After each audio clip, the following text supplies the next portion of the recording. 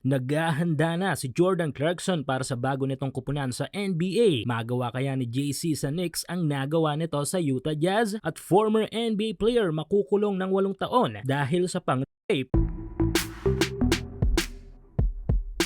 So matapos ang makabagbag damdaming mensahe ng ating Gilas naturalized player at NBA kababayan na si Jordan Clarkson, ay eto na nga tila na-observe na ni JC ang kanyang bagong kupunan. Para sa mga hindi pa nakakala, may winave ng Utah si kabayan at hindi dahil hindi na ito epektibo, kundi dahil sa kanilang rebuilding process. Even nga ang main rotation player na mga ito na si Collin Sexton ay nauna na ding binitawan ng Utah. At ang sumalo nga kay kabayan ay ang last season contender team na New York Knicks. Tila apoy nga ang nasa kalooban ng Knicks dahil sa mumuntikan na ng mga ito na makakapasok sa championship ng kakatapos lang na NBA season. Kaya naman paniguradong walang ibang goal ang mga ito kundi ang muling mailagay sa posisyon nila last season at makuha na ang kampyonato. Kaya naman literal na flamethrower ang kanilang kinuha sa pagkatao ni Jordan Clarkson. Kilala si Clarkson bilang offensive booster ng bench. Kung sana'y patunay nga nito ay ang ginawa niya sa Cavaliers at Utah Jazz. Sa Jazz ay nasungkit pa nga nito ang titulong 6th Man of the Year. At para sa mga panatiko ng NBA ay alam ng lahat niya na hindi biro ang award na ito sa dami nga ng mga mahusay na player na kaagawan ni JC sa titulong ito sa National Basketball Association. Last season ay merong 18.7% lamang ang Knicks sa kanilang bench scoring percentage, nakatumbas lamang ng 21.7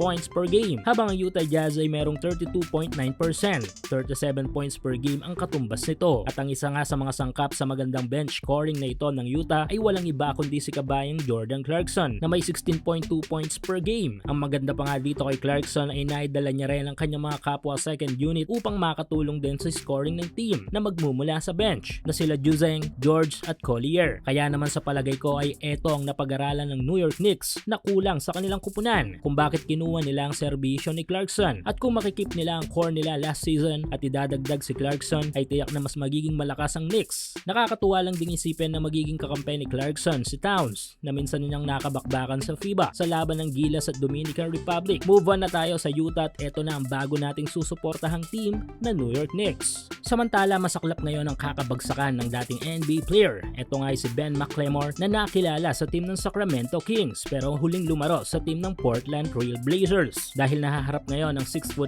guard sa 8 taong pagkakabilanggo dahil sa isang krimen. Nasintensyahan si Ben 1 linggo pagkatapos nitong maaresto sa kasong pag-rape sa isang 21 years old na babae. Ang masaklap pa nga dito ay nangyaring krimen ay noong mga panahong nasa NBA pa ito at naglalaro sa team ng Portland. Mukhang ito na nga ang katapusan ng basketball career ng former NBA player na ito. Nakuha si Ben ng Sacramento bilang 7th overall pick ng 2013 NBA draft, kung saan ay nakasabayan pa niya dito ay sina Oladipo, KCP, Trey Burke at CJ McCollum. After ng halos 4 na season ni Ben sa Kings ay nagpalipat-lipat na ito ng team sa NBA. Tumungo ito ng Memphis, bumalik ng Kings, lumipat ng Houston, sunod sa Lakers at ang huling kupunan nga nito ay ang Portland, at pagkatapos nun ay nag-import na ito sa iba't ibang mga liga sa mundo, kung saan ay ang huling liga na kanyang nilaruan ay sa Turkey. Naway maging halimbawa si Ben sa mga NBA players at former NBA players ngayon na walang sinasanto ang batas kahit pa nga isa kang kilalang international athlete.